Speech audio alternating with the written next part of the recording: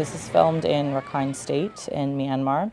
And it is exactly the type of stories that we were hearing from our patients, that their homes were burned, that they were attacked. We had one patient who told us actually that she was told, "I don't care where you go, but this country isn't for you anymore and you have to leave."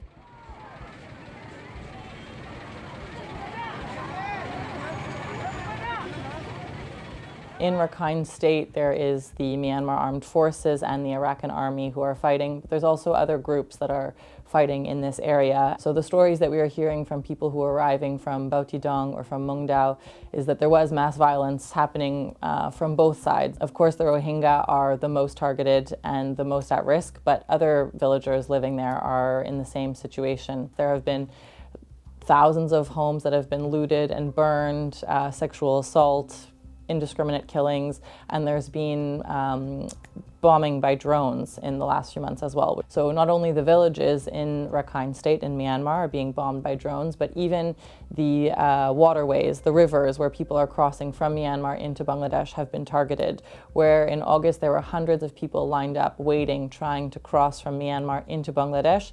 This whole area was targeted by drone bombings, killing hundreds during that time.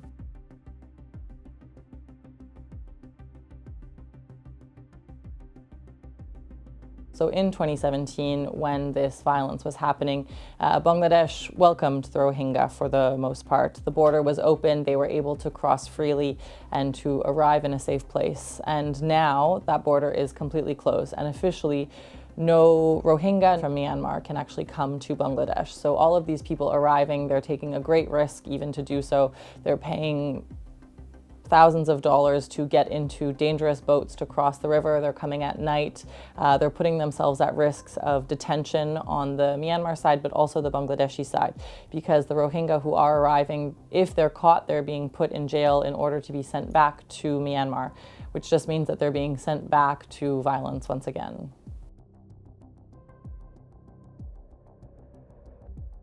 There's two main groups that are fighting in the camp, and this consists of shooting with guns, stabbings, beatings, extortion, kidnapping, ransom. There's violence every single day in the camps now. So our Rohingya colleagues, like everyone who's living in the camp, are exposed daily to all forms of violence, and not only physical violence, but also psychological violence through threats of extortion, threats of kidnapping, threats of being sent back to Myanmar, and it's a daily reality. The Rohingya can't leave the camp. They're stuck behind a barbed wire fence. There are checkpoints manned by police officers, and even to move within the camp, there's checkpoints that the Rohingya have to show their identity cards and have to explain why they want to move. And so there's no possibility to flee this violence that they're facing every day.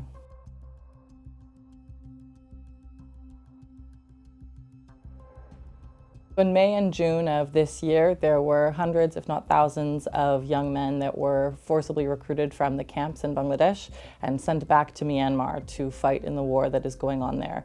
So the armed groups that are operating in the camps in Bangladesh were recruiting, essentially kidnapping young men from schools, from religious facilities, community facilities, and sending them back across the border into Myanmar. For the most part, they're young men who were just trying to live their lives in the camp. And in some cases, we saw young men who came back from Myanmar who had been kidnapped, and then they were injured there and they were fleeing back to Bangladesh to seek medical treatment. Many of our Rohingya colleagues had friends and family members who disappeared during that time.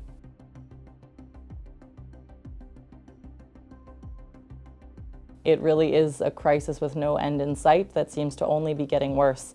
And seeing thousands of new people arrive from Myanmar, it's clear that there is no option for repatriation at this point. There's no possibility for the Rohingya to return to Myanmar. People try to continue their lives. They try to work where possible. Generally, it's not. They try to continue raising their families, but it's really an impossible situation. Every aspect of their lives is so tightly controlled. And so there's a general sense of hopelessness and depression in the camp because they don't see a future that is available to them.